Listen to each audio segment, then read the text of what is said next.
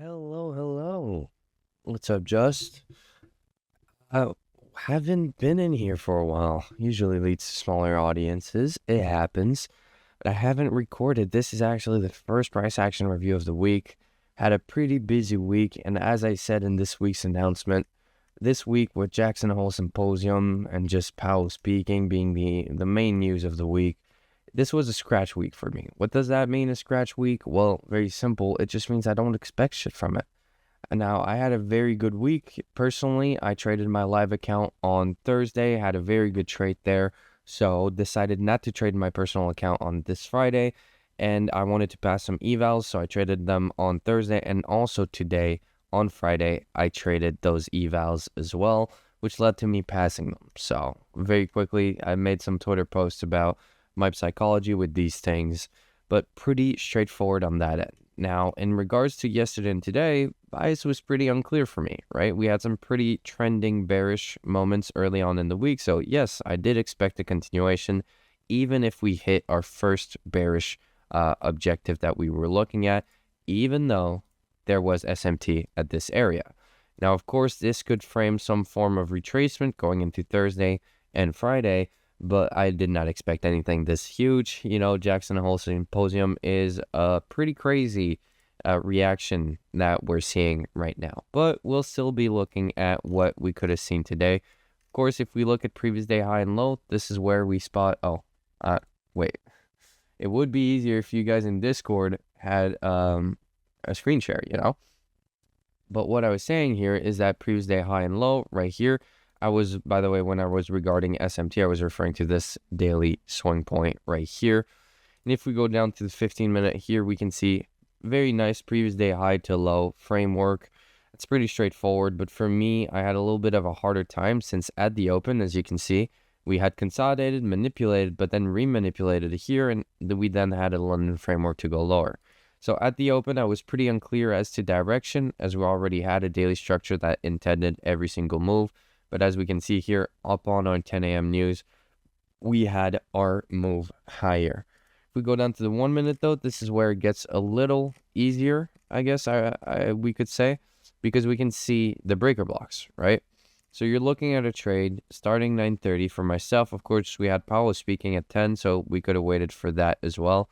But if we look at this, we don't see this bullish breaker here because of my ranges parameters. But this is a bullish breaker. Did not allow for an entry, though. We did not retrace into this IFVG until this point. And you guys know I don't like taking entries based off of older PDRAs, right? So I wanted to be in this leg, not in the following leg lower. So where we'll be truly interested and have more opportunities is going to be after that 10 a.m. news. But as we can see here, what we did for the rest of the day is pretty much consolidate. So the reason why I'm going so quick here is because for me, there aren't really any trades for today, right? There are no opportunities that were offered. I mean, you could consider going long here. You could consider also taking shorts into lunch. But are those what I call high probability trades? No. Why? Because at that point in time, we took out previous day low and previous day high. We already have a range of, I think it was 250 handles, 300 handles for the day. Had an incomplete London framework. Asia framework is complete. We're trading far away from these levels. There's nothing that I can look for in a trade right up until the PM session.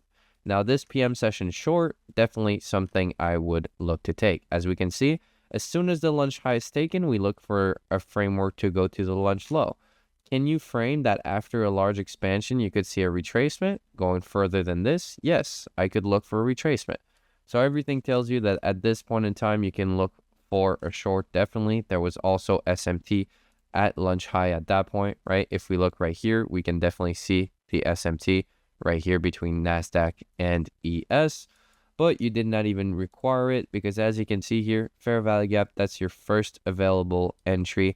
Once we retraced into that fair value gap right here, you would have had your stop at this swing high. Why? You're entering on this fair value gap. You have fair value gap, and order block for your 3 PD arrays. And even though I feel like this is something that happens quite often these days, but even though we did not reach lunch low, which was your full objective, you would have still looked for a partial objective, looking at the first in this case, discount array within this range, right? Within the lunch range, which you are looking to reverse. And in this case, we have nothing here, nothing here. This is in premium. So your first discount array would actually be this discount fair value gap, which, as we can see, would have provided you with plenty of risk to reward to have a very nice trade.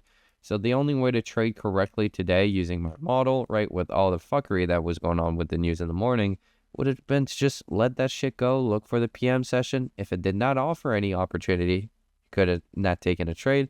Here, even at your entry, you would have consolidated a bit before finally reaching your objective, but for a nice reward in this case. So definitely would have been worth it. Very simple day. We don't have much more to discuss as per Friday, but do you guys have any questions before we move on? I also want us to be looking at Thursday and not just Friday.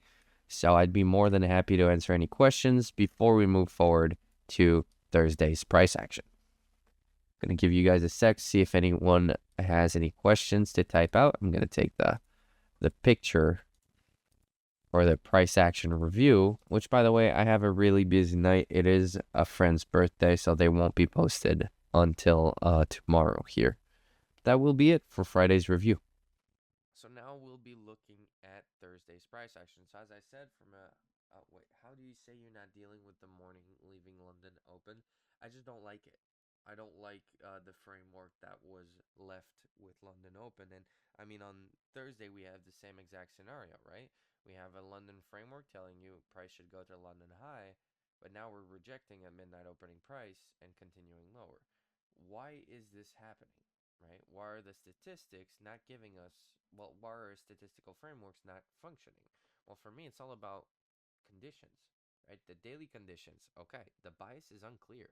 Direction from a daily chart perspective, we looked at it at the beginning, is very unclear. We don't have any clear news to drive direction. We have a very important news event that happens once a year at the end of the week. What does that mean? Fuckery in the markets. This is what I call a consolidation day. All we've been doing right here is back and forth. Now, it does not mean you don't have opportunity, but it does mean that they will be hard to notice. Now, for myself, initially on this day, I was looking at this as potential accumulation, then manipulation lower to look for a distribution higher. So I was looking for longs, and you did have a long setup right here. I personally entered a little bit lower, had a nice entry, but if you would have entered here with the 3PD array stop loss, let's look at it. Inversion fair value gap, and fair value gap below. Well, actually, inversion fair value gap, you would have not had enough risk to reward at midnight open. I personally entered a bit lower and scaled in, so this was a nice take profit. But see, in this area, targeting London highs for a nice 1.8R, well, you would have gone and stopped out. Now, for myself, whenever I see this, right, price returned to my break even and broke out again. I've spoken many times about this rule that I have myself. If price returns to my break even, trades back down after I was up 1R, right? Was I up 1R here? Yes. Okay, condition one met. And then breaks out again in profit, I go break even. Why? Because if it goes back down, now all of a sudden we're having a high resistance move lower. I no longer want to be in this trade. It is no longer a high probability setup. So when I see a move like this, all I see is, okay, well, failed take profit into break even. So this is a break even trade fully in my book. But then if you were not in this long, that's where you could have had the most juice, in my opinion. Just taking this early short, and it would have been hard to hold on, right? Definitely a lot harder to trade on this move. But see, order block, inversion, fair value gap, fair value gap.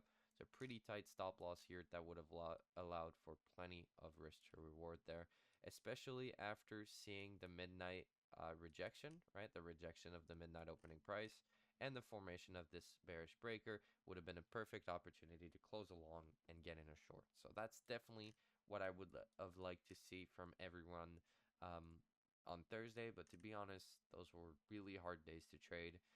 And if you're going to ask me about the PM session, why the hell would you be trading the PM session? You have no framework. Oh, well, maybe I can look for a long. Okay, cool. But we need to take lunch low, right? After we've been going down the whole day, I can frame, okay, maybe we'll see a PM long. Oh, well, I have no opportunity to do so. And I mean, if you were looking for shorts, you would have had a few losses basically the maximum allowed losses, right? After losing two trades in a row, I'm out. So you would have had a failed opportunity on a lunch rate lower. Truly, it would have been a break-even trade in the morning, but if you were quick enough and you would have flipped it, you could have had the opportunity to trade this short. Do we have any questions? I know we went super quickly, and I'm very happy to go back over some other things. Um, but yeah, just waiting for your questions. I feel like, it was pretty last minute, the timing of tonight's review. So I feel like I'll definitely have a lot of people rewatching this and asking a bunch of questions in the comments. I do want to say that, yes, I do read every single comment, and I am happy to answer questions there as well. All good for me. Enjoy your supper. Thank you, Jess. Thank you. All right. Well, you have a great night, guys. Definitely. And we'll see each other back on Sunday for customary weekly outlook to a whole new week. Happy to be ending August very soon. Bye, guys. Have a great evening. Have a great night.